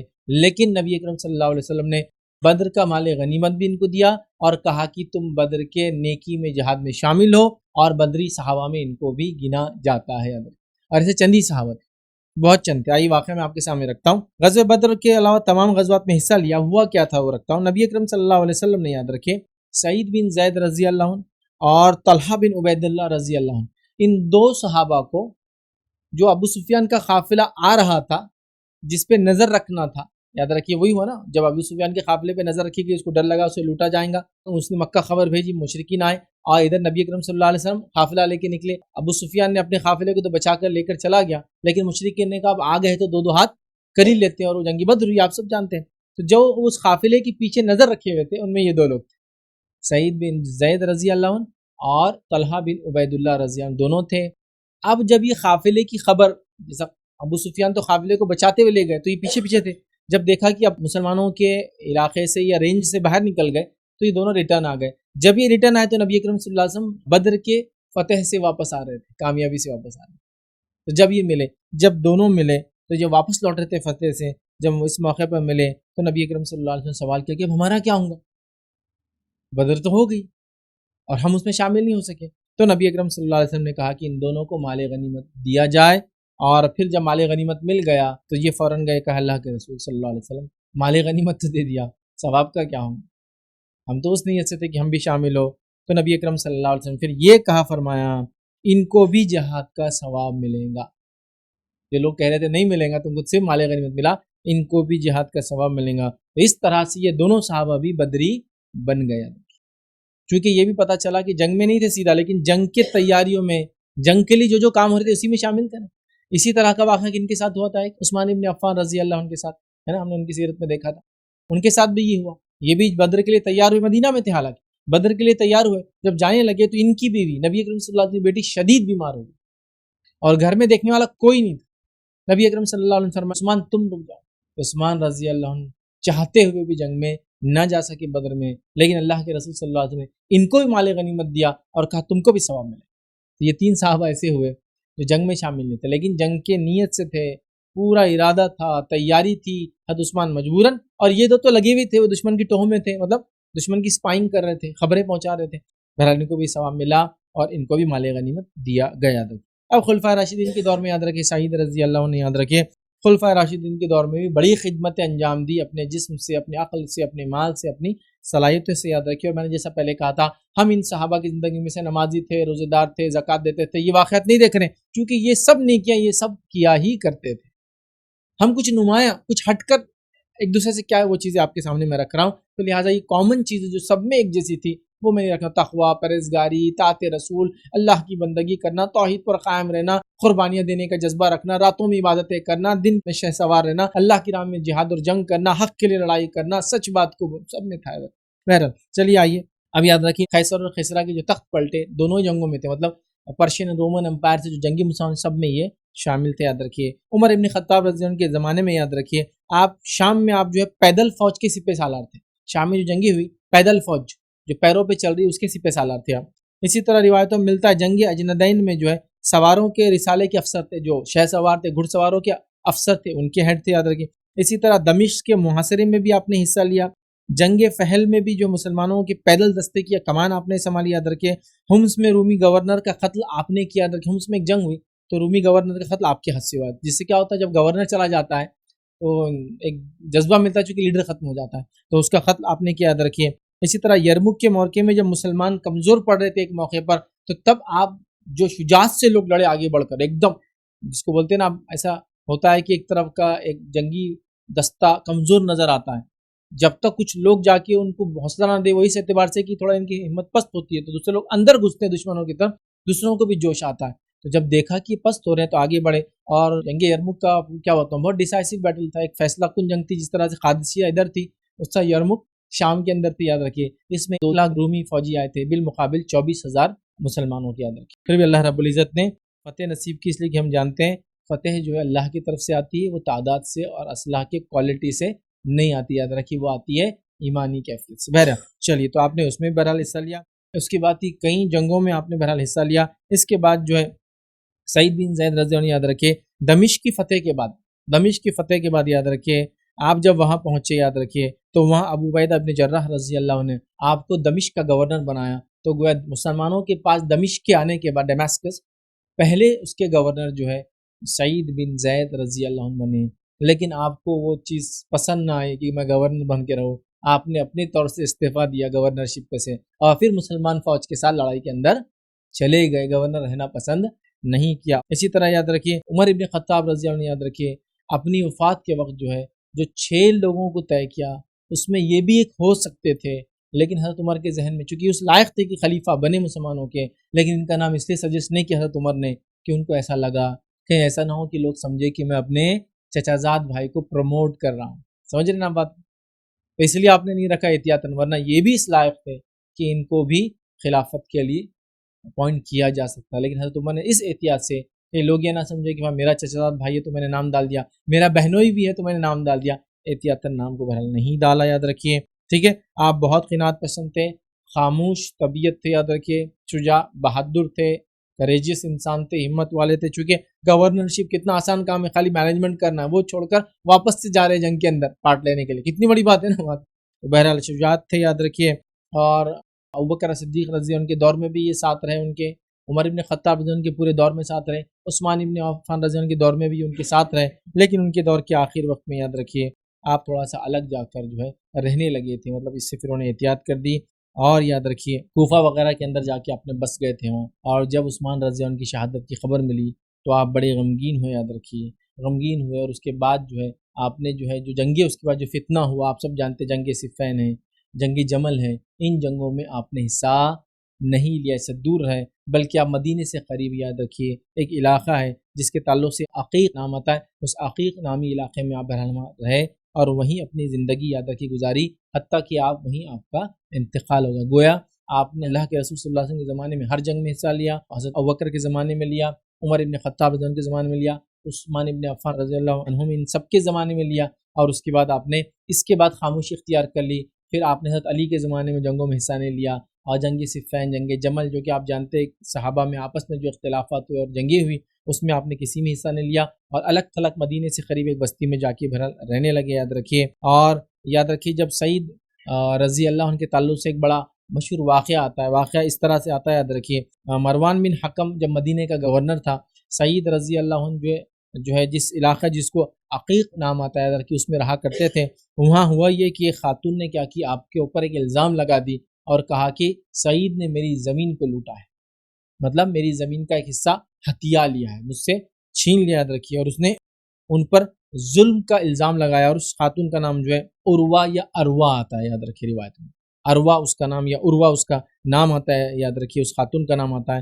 اور اس نے ان پر الزام لگا دیا۔ الزام لگانے کے بعد اب چونکہ مروان کے پاس کمپلین گئی تھی، اس نے ایک ٹیم بنائی، ایک صحابی ہے کیسے وہ کرے، بڑا مقام رکھتے ہیں، ایک ٹیم بنائی، جا کے کہا تم پوچھ کر آؤ۔ جب ٹیم گئی اور ان سے سوال کیا، ان کو بہت برا لگا کہ یا اللہ مجھ پر ایک عورت الزام لگا رہی ہے، اور انہوں نے کیا کہا، انہوں نے کہا کیا تم مجھ سے یہ کہتے ہو کہ میں نے اس عورت پر ظلم کیا، حالانکہ تم جانتے ہو کہ یہ روایت میں نے روایت کی نبی کریم صلی اللہ علیہ وسلم، معلوم سعید رضی اللہ عنہ نے ایک روایت نبی کریم صلی اللہ علیہ وسلم کی تھی، اور روایت کیا تھی کہ جو شخص دنیا میں کسی ایک انسان کی ایک بالش زمین مارے گا، اللہ 7 توق کا وزن اسے گلے میں لٹکائیں گا۔ تو انہوں نے کہا کہ تم مجھ پر زمین مارنے کا الزام لگاتے ہو، جبکہ میں نے اللہ کے رسول صلی اللہ علیہ وسلم یہ روایت بیان کی کہ جو ایک بالش زمین دنیا میں مارے گا۔ تو بہت آپ غصے میں آ گئے کہ یہ کیسا الزام اس خاتون نے مجھ پہ لگایا، اور جب اس نے لگایا تو آپ نے ایک بد دعا دے دی اس خاتون کو، اور دعا کی کہ اللہ اس عورت کو جو ہے تو بتانے کے لیے کہ میں حق پر ہوں اور اس نے مجھ پہ ظلم کیا، اس کو اندھا کرنا اور کنویں میں ڈبا کے مارنا، تاکہ لوگوں کو پتہ چل جائے کہ میں حق پر ہوں اور یہ جھوٹی تھی۔ بد دعا میں 2 حصے تھے، ایک تو اندھا کرنا اس عورت، دوسرا یہ کنویں میں ڈوب کر مرے، تاکہ لوگوں کو یقین آ جائے کہ میری بد دعا حق ہے، میں مظلوم تھا اور مظلوم کی دعا اللہ تعالیٰ فوراً قبول کر لیتا ہے۔ تو آپ نے کہا کیا تم ایسے شخص پر الزام لگاتے ہو جس نے اللہ کے رسول سے یہ روایت تم کو بیان کی کہ جو ایک بالش زمین مارے گا کسی کی ناحق طور پر تو اس کے قبضے میں لی تو قیامت کے اس کے گلے میں 7 زمینوں کے برابر طوق پہنایا جائے گا۔ پھر آپ نے اس کو بد دعا دے دی اس خاتون کو۔ اس کے بعد وہ عورت اندھی ہو گئی، اس کو دکھنے نہیں لگا، پھر وہ اندھی تھی، اور اندھے پن میں ایک بار اپنے کھیت میں ہی گھوم رہی تھی اور اپنے کھیت کے کنویں میں گر گئی اور مر گئی۔ لوگ سمجھ گئے کہ سعید رضی اللہ عنہ مظلوم تھے، عورت ظالم تھی، اور انہوں نے بد دعا دی، اللہ نے ان کی بد دعا قبول کر لی۔ تو گویا پتہ چلا سعید رضی اللہ عنہ یاد رکھیے مستجاب الدعوات تھے، اللہ ان کی دعاؤں کو قبول کرتا، جس طرح سے سعد بن ابی وقاص ان کی دعا اللہ تعالیٰ قبول کرتا، حتیٰ کہ دیگر صحابہ بھی ان کی بد دعاؤں سے بچتے تھے، کوشش کرتے تھے کہ ان کو نہ دے۔ بہرحال تو انہوں نے بھی بد دعا دی، اور وہ بد دعا اتنی مشہور ہو گئی ہمارے لوگوں میں کہ جب کوئی آدمی کسی پہ ظلم کرتا تو ایک محاورہ بن گیا تھا، تو وہ اس کو بد دعا میں یہ کہتا، وہ کہتے ہیں محاورہ، دیکھیے کیا کہتے ہیں، وہ کہتے ہیں کہ لوگ یہ کہتے تھے اللہ تجھے اس طرح اندھا کرے جیسے اس نے عروہ کو اندھا کیا تھا۔ مطلب جب کوئی کسی پہ الزام لگاتا تو یہ تابعین وغیرہ میں مشہور ہو گیا تھا یہ قول کہ وہ بد دعا دیتے تھے دوسرے، اور کیا بد دعا دیتے تھے؟ جو سعید رضی اللہ عنہ نے بد دعا دی تھی اس عورت کو کہ اللہ عروہ کو اندھا کرے، تو وہ کہتے تھے کہ اللہ تجھے اس طرح اندھا کرے جس طرح سے اس نے اروا یا عروہ کو اندھا کیا تھا۔ تو گویا وہ بد دعا اتنی ان کی مشہور ہو گئی کہ لوگ بد دعا بھی دیتے دوسرے کو کسی الزام پر، تو کہتے تھے ویسا تجھے اندھا کرے جیسا اس عورت کو کیا تھا جس نے سعید رضی اللہ عنہ پہ الزام لگایا تھا۔ بہرحال آپ کی دعائیں اللہ تعالیٰ قبول کرتا تھا۔ آپ کی وفات کے تعلق سے باتیں ملتی ہوئی یاد رکھیے کہ سعید بن زید رضی اللہ عنہ یاد رکھیے مدینے کے قریب جو ہے وادی عقیق یاد رکھیے، ہم نے دیکھا عقیق میں جو ہے رہتے تھے، وہاں آپ کا جمعہ کے دن 50 یا 51 ہجری کے اندر آپ کے 50 یا ایگزیکٹ نہیں پتا، میں نے جیسا کہا نا بہت سارے اختلاف ہوتا ہے، 50 یا 51 ہجری میں آپ نے وفات پائی یاد رکھیے۔ مدینے سے چونکہ وسطی قریب تھی، عبداللہ بن عمر رضی اللہ عنہ وضو کر رہے تھے جمعہ کے لیے، کسی نے آ کر یہ خبر آپ کو سنائی کہ سعید رضی اللہ عنہ کا انتقال ہو گیا۔ آپ غمگین ہوئے، فوراً وہاں سے آپ جو عقیق پہنچے، اور وہاں سے جو ہے آپ کے جسم کو اٹھایا گیا، اور لوگوں نے کاندھے پہ، چونکہ مدینے سے قریب بستی تھی، کاندھے پر اٹھا کے آپ کو مدینے لایا گیا۔ مدینے لانے کے بعد سعد بن ابی وقاص رضی اللہ عنہ نے آپ کو غسل دیا، آپ کو نہلایا اور کفنایا یاد رکھیے۔ اس کے بعد جو ہے عبداللہ بن عمر رضی اللہ عنہ نے آپ کی یاد رکھیے نماز جنازہ پڑھائی یاد رکھیے، اور نماز جنازہ میں کثیر تعداد میں لوگ شامل تھے، اور اس کے بعد سعد بن ابی وقاص رضی اللہ عنہ اور عبداللہ بن عمر رضی اللہ عنہما، ان دونوں نے آپ کو قبر کے اندر آپ کی جو ہے بھر اتارا، آپ کو جو ہے بقیع غرقد میں تدفین کیا گیا، مسجد نبوی کے قریب جو قبرستان ہے، ٹھیک ہے، اس میں آپ کو تدفین کیا گیا۔ آپ کی عمر وفات کے وقت 81 ایئرس روایتوں میں آتی ہے، 81 سال کی عمر آپ نے پائی، یاد رکھیے، اس میں انتقال ہوا۔ روایت کے اعتبار سے آپ نے 48 روایتیں نبی اکرم صلی اللہ علیہ وسلم سے کی، جس میں عشرہ مبشر والی روایت آپ نے ہی روایت کی، یاد رکھیے، اور دوسرے عبد الرحمن بن عوف نے کی۔ بہرحال تو آپ نے 48 حدیثیں نبی اکرم صلی اللہ علیہ وسلم سے روایت کی، یاد رکھیے۔ سعید بن زید رضی اللہ عنہ کی یاد رکھیے، بہت سارے مناقب اور فضائل بیچ بیچ میں گزرے ہیں، اور چونکہ آلریڈی یہ لیکچر تھوڑا سا ہم نے دیکھا، ایٹ لینتھ دیکھا ہے، تو بہرحال ان کے کچھ فضائل بہت مختصر انداز میں آپ کے سامنے رکھتا ہوں، کیا کیا فضائل روایت میں ان کے تعلق سے ملتے ہیں۔ زید رضی اللہ عنہ کی جو فضائل ملتے ہیں، اس میں ایک فضیلت یہ ہے کہ آپ نے بہت کم عمر میں اسلام قبول کیا۔ آپ عمر ابن خطاب رضی اللہ عنہ کے چچا زاد بھائی تھے، اور ساتھ میں بہنوئی تھے، اور حضرت عمر کے اسلام لانے کی وجہ میں سے ایک وجہ آپ بنے، یہ آپ کی فضیلت ہے، ٹھیک ہے۔ اسی طرح آپ کے والد سارے زندگی دین ابراہیم کی تلاش کرتے رہے، آپ نے اولین دور میں اسلام کو بہرحال قبول کیا، دور جہالت میں بھی آپ نے شرک نہیں کیا۔ اسلام لانے کی بات تو بہرحال ظاہر سی بات ہے، اسلام آپ نے فوراً لایا، تو دور جہالت میں نہ آپ کے والد نے شرک کیا، نہ سعید رضی اللہ عنہ نے کبھی بہرحال شرک کیا، یاد رکھیے۔ اسی طرح جو ہے ان کے والد نے ان کے لیے دعا کی تھی کہ اللہ، میں اگر آخری نبی کو نہ پا سکوں تو سعید کو یہ موقع دینا کہ وہ آخری نبی کو پائے، یاد رکھیے۔ اسی طرح جو ہے آپ جو ہے کافی منصب اور پوزیشنز پہ رہے، آپ کو دین سے اتنا لگاؤ تھا، اور خاص طور سے حق کے لیے لڑنے میں اتنا دلچسپی تھی کہ آپ نے گورنرشپ کی پوزیشن چھوڑ کے وہ کام کیا، یاد رکھیے۔ اور آپ کو نبی اکرم صلی اللہ علیہ وسلم کی زبان مبارک سے جنت کی بشارت ملی۔ تو سعید بن زید رضی اللہ عنہ کے کئی فضائل بہرحال روایت میں آتے، کچھ فضائل تو ہم نے لیکچر کے بیچ میں بہرحال میں نے آپ کے سامنے رکھے، تو کئی باتیں بہرحال شخصیت کے تعلق سے ملتی ہے۔ اور جیسے کہ میں نے بتایا تو ہمارا مقصد ان صحابہ کے واقعات کو جو آپ کے سامنے میں رکھ رہا ہوں وہ یہ ہے کہ ہم ان کی زندگی، ان کے پاک نفوس کو دیکھیں، اس سے سبق اسباق حاصل کریں، اور اپنی زندگیوں کو بدلنے کی بہرحال ہم لوگ بہرحال جو ہے کوشش کریں۔ تو اسی کڑی کے اندر یہ 9th پارٹ تھا ہمارا، ہم نے جو ہے سلسلے وار جو ہے 9 اب تک دیکھ لیے، اور انشاءاللہ جس اللہ تعالیٰ نے موقع دیا تو آنے والے درس میں ہم جو ہے 10th اور آخری جو ہے صحابی جو ہے وہ بھی انشاءاللہ جو ہے دیکھیں گے، اور ابو عبیدہ ابن جراح رضی اللہ عنہ، بس یہ ایک باقی ہے اس پوری سیریز کے اندر، ان کی زندگی بھی انشاءاللہ اس آنے والے جو ہے نیکسٹ لیکچر کے اندر میں آپ کے سامنے رکھوں گا، تاکہ یہ عشرہ مبشرہ کی سیریز کمپلیٹ ہو جائے۔ اس سے پہلے ہم نے امہات المومنین کی سیریز کمپلیٹ کی ماشاءاللہ، اور یہ دوسرے نمبر کی سیریز ہے جو ہم کمپلیٹ کرنے جا رہے ہیں، جس میں 10 لوگ جن کو اللہ کے رسول صلی اللہ علیہ وسلم کی زبان مبارک سے بشارت ملی، وہ میں آپ کے سامنے بہرحال انشاءاللہ سے رکھنے کی کوشش کر رہا ہوں۔ 9 کڑیاں ہو چکی ہے، 10ویں کڑی انشاءاللہ اگلی بار جب بھی ہم لیکچر لیں گے آپ کے سامنے بہرحال آئیں گی۔ اللہ رب العزت سے دعا ہے کہ اللہ سبحانہ وتعالیٰ ان زندگیوں کو سمجھ کر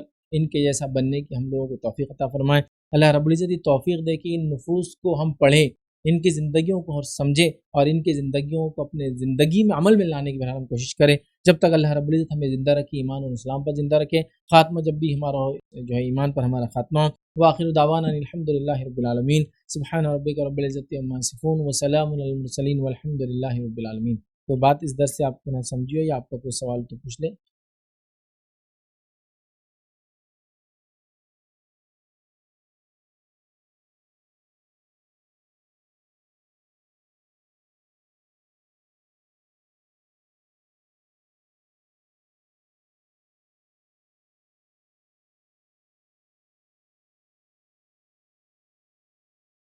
بسم اللہ الرحمن الرحیم، الحمدللہ رب العالمین، والصلاة والسلام علی رسولہ الکریم وعلی آلہ وصحبہ اجمعین۔ رب اشرح لی صدری ویسر لی امری واحلل عقدۃ من لسانی یفقہوا قولی، اما بعد۔ ویسے تو میرا سوال ہے کہ جو بھی بندے کی شرک کے اوپر وہ ہوتی ہے، وہ جمعے کا دن ملتا ہے یا رمضان میں انتقال ہوتا ہے، تو اس کو کوئی اس کا بینیفٹ ملے گا؟ پوری زندگی اس کی شرک پہ گئی ہے اور اس کا انتقال جمعہ یا رمضان میں ہوتا ہے۔ بھائی نے سوال کیا کہ کسی انسان کا انتقال جمعہ ہو یا رمضان ہو تو کیا اس کو اس کا بینیفٹ ملے گا؟ تو دیکھیے، رمضان کے تعلق سے تو انتقال کی کوئی فضیلت روایت پہ نہیں آتی، وہ ایک قیاس ہے کہ چونکہ رمضان میں جنت کے دروازے کھلے ہوتے ہیں اور جہنم کے بند ہوتے ہیں، تو ایک قیاس ہے، فائدہ ہوں گا، لیکن اسی کوئی دلیل نہیں ہے۔ لیکن جمعہ کے تعلق سے ہے کہ جو جمعہ کی رات، مطلب وہ ایک دن پہلے رات ہوتی ہے پھر دن آتا ہے، جمعہ کی رات یا جمعہ کے دن، مطلب جمعہ کا پورا رات اور دن ملا کے انتقال ہو، وہ عذاب قبر سے بچا لیا جاتا ہے، عذاب قبر سے۔ باقی چیزیں اس کے ساتھ بھی ہے، حساب و کتاب ہے، ساری چیزیں، جنت ہے، جہنم ہے، سب ہے۔ عذاب قبر سے مطلب صرف فرسٹ فیز سے بچ جاتا ہے۔ تو اگر توحید پرست بھی ہو صرف عذاب قبر سے بچا، حساب کتاب وہ سب باقی ہے، اور مشرک ہو، سمجھ رہے آپ، تو اس کو کوئی فائدہ نہیں اس چیز کا۔ جو توحید پر مرا اسی کو اس کے بینیفٹس ملیں گے. مشرک کو کوئی فائدہ نہیں کہ وہ کسی گھڑی میں فضیلت بتائے گی, کسی دن کی فضیلت بتائے گی, اس کو کوئی بینیفٹ اس کا نہیں ملنے والا. تو اگر وہ تائب تھا, توبہ کر چکا تھا, تو پھر تو اس کو بینیفٹ ہے, جمعہ کے دن انتقال کا, عذاب قبر سے بچا لیا جائے گا. لیکن اگر کوئی مشرک تھا تو پھر وہ جمعہ کے دن ہو یا کوئی اور دن ہو, اس کو اس کا کوئی فائدہ ہونے والا نہیں. یاد رکھیے, اس لیے کہ توحید سب سے اصل ہے, اور توحید کے بعد ساری چیزیں یاد رکھیے. تو کوئی اور آدمی مشرک تھا اور یقینی طور پہ شرک پہ مرا ہے, تو اس کو کوئی فائدہ جمعہ کے دن انتقال سے نہیں ہوگا. یاد رکھیے, اور جس کو ہوگا توحید پرست جو تھا, اس کو بھی تو کتنا ہوگا, عذاب قبر سے بچا, باقی حساب کتاب وہ سب ہے. ورنہ لوگ سمجھتے جمعہ والے تو سیدھا جنت, ویسا نہیں ہے. عذاب قبر سے بچ گیا, مطلب پہلے مرحلے سے بچا لیا, جو کہ بہت خطرناک فیز ہے, وہ بھی بچا لیا گیا. لیکن حساب کتاب, آخرت وغیرہ ساری چیزیں اس کے لیے بھی ہے. تو یہ مشرک کے لیے ایسا کوئی بینیفٹ اور فائدہ نہ جمعہ کا ہوگا, نہ رمضان کا, نہ کسی اور چیز کا. توحید پر ہونا ضروری ہے. اور اگر آپ توحید پرست ہیں, پھر آپ کو جمعہ ملا ہو یا نہ ملا ہو, آپ کی موت میں آپ کو تدفین کیا گیا ہو یا چیل کبوں نے کھا گیا ہو, یا آپ ڈوب کر مر گیا ہو, یا جل کے آپ کو ہو گیا. کئی صحابہ کو جلا دیا گیا, کہیں صحابہ کو تیل میں ڈال دیا گیا, کہیں صحابہ کو سزائے موت دی گئی, کہیں کو پھانسیوں پہ لٹکایا گیا. ہم سب جانتے ہیں, واقعات ہم نے پڑھ رکھی ہیں کتنے, ہے نا. تو بہرحال اس سے پھر کوئی فرق نہیں پڑتا آپ کہ آپ وہ کس انداز سے کس نے مارا ہو, آخرت میں اللہ کے پاس آپ کے لیے جنت ہے. تو لہٰذا توحید پر ہے, اس کے بعد موت کسی بھی کیفیت اور کیسی پر کہیں بھی آئی ہو, آپ کے لیے آخرت کامیابی والی ہے. لیکن اگر مشرک ہے تو اس کو کوئی جمعہ اور دیگر چیزیں بھی فائدہ نہیں دیں گی. حتیٰ کہ منافق بھی جو ہے کافر ہوتا ہے درکی عقیدے سے. نبی اکرم صلی اللہ علیہ وسلم کے زمانے میں عبداللہ بن ابی کا انتقال ہوا. ان کے بیٹے کا نام بھی عبداللہ تھا. وہ آئے کہ اللہ کے رسول آپ کا خمیز دے دیجیے, کیونکہ انبیاء کی ذات سے چیز متبرک ہوتی ہے, متبرک ہوتی ہے. انہوں نے ان کو خمیز دیا, لیکن اس کا کوئی فائدہ ان کو نہیں ہوگا. سمجھ رہا بات. تو لہٰذا توحید اصل چیز ہے, توحید کے بعد ساری چیزیں. تو ایک مشرک کو جمعہ کے دن انتقال سے کوئی فائدہ نہیں ہوگا. درکی فیض بھائی, میرا 2 کوشچن ہے آپ سے. کہ پہلے تو یہ آپ نے ڈیورنگ دا درس آپ نے یہ بتایا کہ وومنس کو پہلے مار دیا جاتا تھا دور جہالت میں, اگنورنس ڈے میں, تو اس کی کیا وجہ رہی ہے؟ بھائی نے سوال کیا کہ دور جہالت میں لڑکیوں کو کیوں مار دیا جاتا. تو دیکھیے, دور جہالت میں لڑکیوں کو کیوں مار دیا جاتا, تو ایک بات یہاں ایک وضاحت کی ضروری ہے. دور جہالت میں ہر مشرک لڑکیوں کو دفناتا نہیں تھا اور مارتا نہیں تھا, سب نہیں تھا. کچھ قبیلوں میں یہ سسٹم تھا. مطلب جیسے ہم پڑھتے ہیں کہ دور جہالت میں لڑکیوں کو مار دیا ہی جاتا, تو کوئی بھی سوال کریں گا پھر غلام عورتیں کہاں سے آتی, تو شادیاں کس سے کرتے تھے وہ, نیچرلی. مطلب بہت زیادہ یا بہت سارے لوگ مارتے تھے, یا کامن پریکٹس تھی, بٹ ہر کوئی نہیں کرتا تھا. آپ سمجھے, کچھ قبائل پالتے بھی تھے, رکھتے بھی تھے, لیکن اکثر لوگ یا زیادہ تر یا کامن تھی, یا کوئی کرتا تو کوئی اس کو برا بھی نہیں مانتا. ایسا میں نہیں کرتا ہوں لیکن آپ کر رہے تو میں برا بھی نہیں سمجھتا تھا, یہ تھا. اب ایسا کیوں کرتے تھے؟ تو کیوں کرنے میں سب سے پہلی چیز جو ہم کو پتہ چلتی ہے, وہ عورتوں کو ایک انفیریئر ریس یا انفیریئر جینڈر مانتے تھے. مردوں کے مقابلے مرد جنگ لڑتے ہیں, مرد حاکم بنتے ہیں, مرد یہ کرتے ہیں, مرد وہ کرتے ہیں, مرد کما کے لاتے ہیں, مرد سب کچھ کرتے ہیں. تو ایک ان کا ایک نظریہ تھا کہ وہ ان کو نچلا سمجھتے تھے.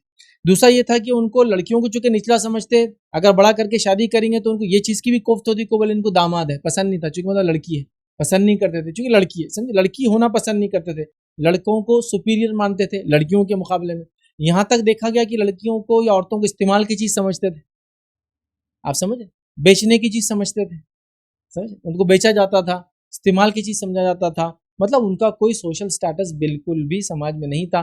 چونکہ ان کا کوئی سوشل سٹیٹس نہیں تھا, تو پیدا ہونے دیا جائے مار دیا جائے, کوئی ان کے لیے مسئلہ نہیں تھا بڑا. اب ظاہر سی بات ہے, وہاں کوئی مشینیں نہیں تھی, آلات نہیں تھے, سونوگرافی نہیں تھی, جینڈر ڈیٹیکشن کی کوئی مینس نہیں تھے, تو وہ لوگ پیدائش کے بعد مارتے تھے. لیکن آج کے سماج میں بھی لوگ وہی کر رہے ہیں, عورت کو انفیریئر جینڈر سمجھتے ہیں اور پیدائش سے پہلے ڈیٹیکٹ کر کے اس کو مار دیا جا رہا ہے ابارشن کی شکل میں. تو بہرحال لوگوں کی مینٹالٹی جب جیسی تھی آج بھی کوئی خاص بدلی نہیں ہے. یہ نالج ہوتا ہے, علم ہوتا ہے, یاد رکھیے, جو انسان کو جس کو اونچائی دیتا ہے, بلندی دیتا ہے, اور یہ سمجھ دیتا ہے کہ اللہ کے نزدیک دونوں بھی برابر ہے, اللہ جس کو چاہتا ہے جو نوازتا ہے. تو بہرحال وہ اس کو ہلکا سمجھتے تھے, انفیریئر سمجھتے تھے, کمزور سمجھتے تھے, کمتر سمجھتے تھے, بدتر سمجھتے تھے, استعمال کی چیز سمجھتے تھے, خرید و فروخت کی چیز سمجھتے تھے.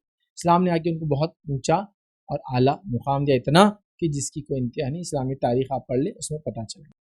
اور دوسرا یہ کہ عیسیٰ علیہ السلام کے ٹائم جب لوگ جو توحید پہ تھے, تو ان کو اللہ کے رسول نے بولا کہ وہ جنت میں دکھے, مطلب تو توحید یہ کرائٹیریا رہیں گا کہ وہ جنت پہ رہیں گا, رائٹ, اگر وہ بنا عیسیٰ علیہ السلام کو مانتے ہوئے, یا جو اس پہ کلیریفیکیشن کریے. بھائی نے ایک سوال کیا ہے کہ اسلام سے پہلے عیسیٰ علیہ السلام آئے تھے, آخری نبی تھے, تو ان کو ماننا, مطلب ان کو ماننے والے تھے یا پھر توحید اصل کرائٹیریا تھا؟ تو دیکھیے, اصل یہ ہے کہ ایک انسان توحید پر ہے. کئی لوگوں نے عیسیٰ علیہ السلام کو ماننے کا دعویٰ کیا, لیکن شرکیہ طور سے مانا, کہا کہ عیسیٰ نعوذ باللہ تین میں سے ایک خدا ہے، ٹرینٹی کا انہوں نے عقیدہ رکھا. ان لوگوں کا عیسائیت بھی ان کو کام نہیں آنے والی، سمجھ رہا. تو اصل چیز ہے توحید. ایک نبی کے آنے کے بعد سے لے کر دوسرے نبی کے آنے تک ہوتا یہ کہ اس نبی کے دین پہ لوگ قائم رہتے ہیں. لیکن پرابلم یہاں تھا، یہاں عیسائیت بھی مکمل طور سے کرپٹ ہو چکی تھی، یہودیت بھی کرپٹ ہو چکی تھی.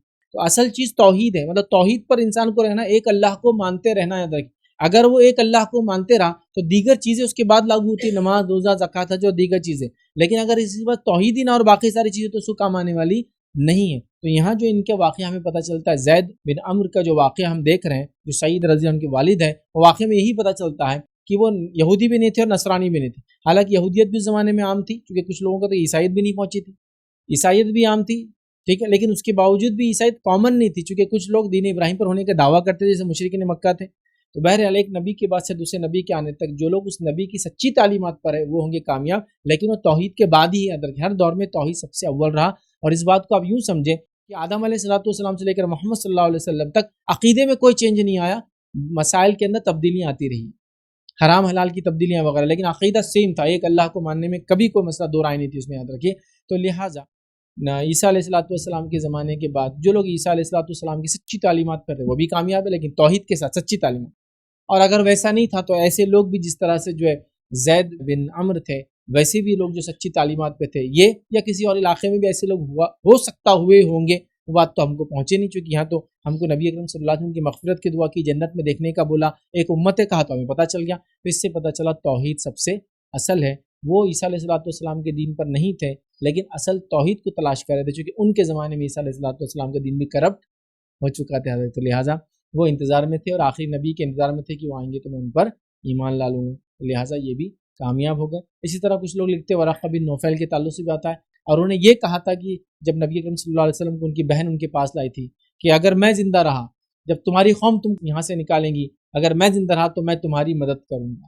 تو لوگ اس سے لکھتے ہیں مدد کروں گا، اظہار ہے کہ میں نبی کو نبوت کو مانوں گا. اس سے کچھ لوگ لکھتے ہیں کہ دوسرے مسلمان دنیا ورقہ بن نوفل ہے. پہلے انسان جو اسلام لائے وہ خدیجہ رضی اللہ عنہا ہے، دوسرے انسان نہیں ہے، لیکن اس میں اختلاف ہے بہرحال. لیکن یہ بات تو ہے کہ انشاءاللہ جو لوگ توحید پر تھے ایک نبی کے آنے کے بعد سے دوسرے نبی کے بیچ میں، وہ انشاءاللہ کامیاب ہیں. کسی نے سوال کیا کہ 16 سید کے روزے رکھنا جائز ہے کیا؟ تو بہرحال 16 سید کے روزے جو لوگ بولتے تھے میں بولا 17 سید کے رکھو، مجھے بھی ڈال لو اس کے اندر ہے. تو 16 سید کے روزے بہت مشہور ہیں ہمارے پاس، اس کے پیچھے کہانی اسٹوری ہے پوری. اسٹوری کیا ہے میں سمجھتا ہوں رکھنے کی ضرورت نہیں ہے، لیکن 16 سید کے لوگ روزے رکھتے ہیں. یاد رکھیے یہ بالکل غیر اسلامی ہے، غیر شرعی ہے، جائز نہیں ہے. حالانکہ روزہ ہے لیکن چونکہ غلط عقیدے کی بیسس پر ہے، سنت سے ثابت نہیں ہے، اس کا رکھنا حرام ہے. روزہ آپ بولیں گے نفل روزہ تو ہے، لیکن جس نیت سے آپ رکھ رہے، سمجھ رہے، آپ بول رہے میں قربانی کرنا چاہتا ہوں اور کسی در اور دیوار یا کسی کے نام سے آپ نظر مانگتے ہیں، آپ بول رہے اللہ کے نام سے ہی کروں گا، لیکن اللہ کے نام سے کروں گا ٹھیک ہے، لیکن نسبت کس کی طرف ہے؟ نسبت اس انسان کی طرف ہے یا زندہ ہے مردہ. اسی طرح یہ روزے تو ٹھیک ہے روزے ہے، لیکن آپ کی نسبت کیا ہے؟ 16 سید کیا ہے؟ 16 سید کے روزے کہاں سے آ گئی؟ بہرحال یہ ہمارے علاقے میں بہت پاپولر ہے. لوگ بچیوں کی شادیاں نہ ہوتی تو میں نے دیکھا یہ 16 سید کے روزے مانگ لیتے ہیں. تو بہت شدید بیمار ہو، اس کی بیماری کا اگر مسئلہ حل ہوگا تو ہم 16 سید کے روزے رکھیں گے، مانگ لیتے ہیں. اس کے علاوہ بھی کسی کو اولاد نہ ہو، بہت دن شادی ہو گئے تو 16 سید کے لوگ روزے رکھتے ہیں. یہ سب بے بنیاد اور فالتو چیزیں، اس کے پیچھے کہانی ہے اور اس بیسس پہ کیا آتا ہے یہ بالکل بھی درست نہیں. حالانکہ آپ بولیں گے روزہ ہے، لیکن ایسا روزہ چونکہ نبی کریم صلی اللہ علیہ وسلم نے حکم نے دیا کوئی 16 سید کا روزہ صرف اللہ کے لیے ہوتا ہے، یا پھر اس کے جو فرض ہے وہ اللہ نے بتا دیا رمضان کے، اس کے بعد موقعہ اس کے نفل ہے، لیکن اس کے علاوہ یہ 16 سید کے روزے نبی کریم صلی اللہ علیہ وسلم نے بالکل بھی یہ رکھنا درست اور جائز نہیں ہے. یاد رکھیے. کسی نے سوال کیا کہ قرآن دوسرے کے سامنے پورا سنانا ضروری ہے کیا؟ نہیں، دیکھیے دوسروں کے سامنے سنانا ضروری نہیں ہے، آپ خود قرآن کو پڑھیں. لیکن لوگ لکھتے ہیں اور ایسا دیکھا گیا کہ جب آپ قرآن کو تیز پڑھتے ہیں تو غلطیوں کی اصلاح جلدی ہوتی ہے. ایک تو سننے والا بھی کبھی کر دیتا ہے اور آپ کی بھی اصلاح ہوتی ہے. تو تیز آواز میں پڑھنے کے فائدے ہیں، لیکن سنانا کسی کو ضروری نہیں. سنانا بولتے میں سمجھ رہا ہوں وہ چاہ رہے کہ پڑھ کے سنانا ضروری نہیں. ہاں جب آپ کسی سے سیکھتے ہیں تو ظاہر سی بات ہے آپ کو سناتے ہیں تو جب پتہ چلتا ہے آپ سیکھ رہے ہیں وہ جو آپ کو ٹیچر پڑھاتا ہے. لیکن ایسا قرآن کو سنانا ضروری نہیں. خاموشی میں پڑھ سکتے، دل میں پڑھ سکتے، زور سے پڑھ سکتے، اکیلے میں پڑھ سکتے، کسی کو سنانا ہر بار ضروری نہیں. کسی نے ایک سوال کیا دوران زندگی ہم جو قرآن پڑھتے ہیں تو کیا وہ ہمارے لیے بخشش کا باعث بنے گا یا صرف اس دورانیہ قرآن پڑھنے کا ثواب ملے گا؟ مطلب خالی کیا پڑھنے کا ثواب ملے گا یا بخشش کا ذریعہ بنے گا؟ قرآن کو جب آپ پڑھیں گے تو ثواب اور اس کے پڑھنے کا اجر ملے گا، اور دنیا اور آخرت میں اس کی برکات کا آپ کو فائدہ بھی ہوگا، حتیٰ کہ آخرت میں وہ آپ کی بخشش اور نجات کا ذریعہ بھی بن سکتا ہے۔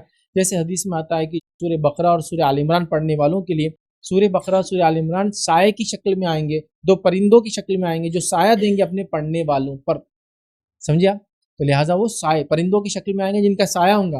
اور اس پہ میرا پورا ایک لیکچر ہے کہ روز قیامت سائے میں کون، تو ہم نے اس میں دیکھا تھا 12 لوگ ہوں گے جو سائے میں ہوں گے، 7 تو عرش کے نیچے ہے لیکن اس کے علاوہ بھی ہے، صدقے کے سائے میں، سورہ بقرہ اور سورہ آل عمران کے سائے میں، تو ایسے ہم نے 12 دیکھے تھے، تو مطلب وہ 7 تھے اور 5 اور بھی آتے، تو ایسا 12 یا 13 ہوتے ہیں جو لوگ سائے میں ہوں گے روز قیامت، جس روز کوئی سایہ نہیں ہوگا، ٹھیک ہے؟ تو لہٰذا قرآن پڑھنے والے کو دنیا میں فائدہ، قرآن پڑھنے والے کو آخرت میں فائدہ، دنیا میں بھی خیر و برکت، آخرت میں بھی خیر و برکت، دنیا میں پڑھنے کا اجر اور آخرت میں بخشش کا ذریعہ دونوں ہوں گا انشاءاللہ عزیز۔ تو قرآن کا فائدہ دنیا اور آخرت دونوں میں پڑھنے والے کو۔ فیض بھائی میرا ایک سوال یہ ہے کہ ایک میرا دوست ہے اے سی کمپنی میں کام کرتا ہے، تو جو کمپنی ہے 10 لوگ ہے گروپ میں، وہ تو پرٹیکولر ایک دکان سے ان کو سامان لے کے ان کی سروس کرنی پڑتی، کچھ بھی ریپیئرنگ کرنا ہے تو کمپنی میں ان کو کچھ بھی سیلری کے علاوہ اور کوئی بینیفٹس نہیں ملتا ہے، تو جہاں سے یہ لوگ سامان لیتے ہیں کچھ چینج کرنے کا ہے تو وہ کمپنی یہ ان کو ہر چیز کے اوپر کچھ نہ کچھ کمیشن دے رہی ہے، یہ جو لے کر آتے تو 10 لوگ، پھر یہ لوگ 10 لوگ ایک مہینے میں یہ پورا پیسہ جمع کرتے اور آپس میں بانٹ لیتے، تو کیا یہ ان کے لیے یہ جائز ہے یہ پیسہ یا یہ حرام ہو جائے گا؟ میں نے سوال کیا کہ ایک کمپنی اس کا ایک پرچیسنگ ڈپارٹمنٹ ہے، وہ سامان کو پرچیز کرتا ہے اور پرچیز کرنے کے بعد کمپنی میں لگاتا ہے، کمپنی میں سیلری کے علاوہ کچھ ملتا نہیں ہے، تو انہوں نے جن سے کمپنی پرچیز کرنے کا ان کو آرڈر دیتی ہے، تو یہ لوگوں نے ان سے ٹائی اپ کر لیا اور ان سے کچھ کمیشن لے لیتے ہیں، مطلب کمپنی سمجھو مثال کے طور پہ 1 لاکھ کا سامان ہے تو 2,000 3,000 ان کو دیتی ہے، پھر وہ 3,000 روپئے لے کے سب لوگ مل بانٹ کر کھا لیتے ہیں، یہ بالکل درست اور جائز نہیں ہے، چونکہ آپ کمپنی کے اونر نہیں ہیں، نہ ہی آپ ایجنٹ ہے کمپنی اور سپلائر کے بیچ میں، تو آپ کی حیثیت کیا ہے؟ آپ یہاں کام کر رہے ہیں، جب آپ یہاں کام کر رہے ہیں تو یہاں کام کرتے کرتے آپ دوسرے کمپنی سے کوئی بھی بینیفٹ پرچیز میں نہیں لے سکتے۔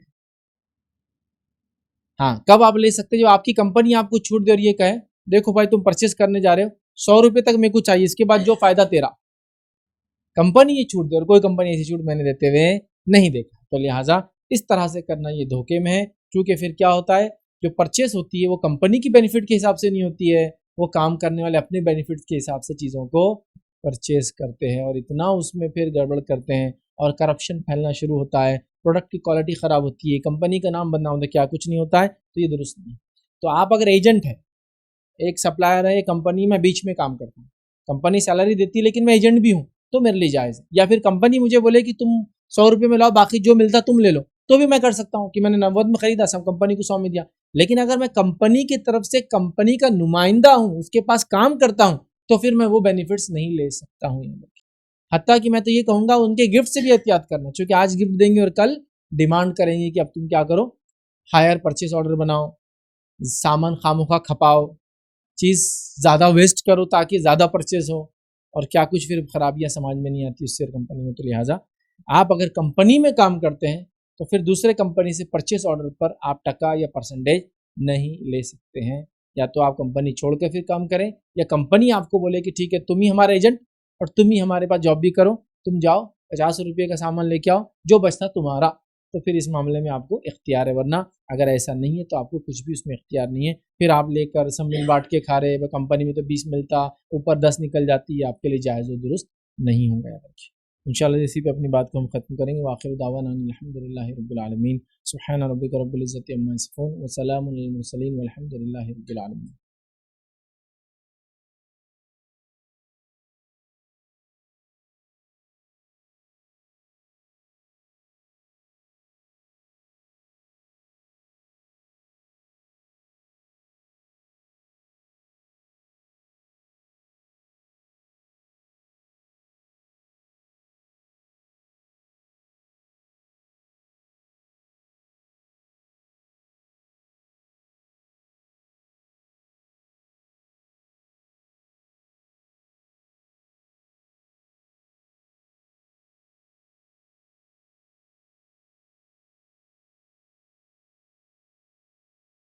السلام علیکم. آپ بھی ہمارے اس کام میں تعاون کریں اپنی زکات و صدقات کے ذریعے. ڈونیشن ڈیٹیلز کے لیے ڈونیٹ اس پر کلک کریں. اگر آپ کو ہمارے ویڈیوز پسند آئے ہیں تو اسے شیئر کریں اور سب کے حقدار بنیں. روزانہ ہمارے ویڈیوز کو پانے کے لیے ہمارے یوٹیوب چینل کو سبسکرائب کریں اور بیل آئکن دبائیں. ہم سے دیگر سوشل میڈیا پر جڑنے کے لیے ویڈیو میں دیے گئے آئی ڈی کو سرچ کریں. جزاک اللہ.